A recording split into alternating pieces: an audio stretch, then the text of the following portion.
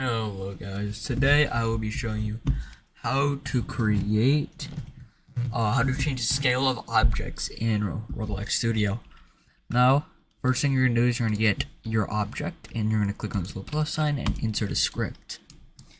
Then you're going to type in, first get the part, so the local part equals script.parent. Then we'll do part dot size equals vector3.new, and then you just do 111, or I guess 555 I'll do, so you can see it. And then click on this. As you see, it changes the scale of the object. Now obviously this changing the scale of an object gives it more mass. It's kind of difficult to push, but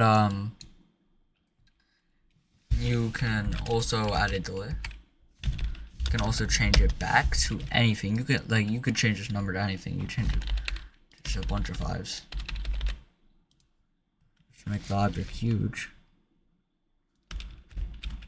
Whatever you do, it'll work.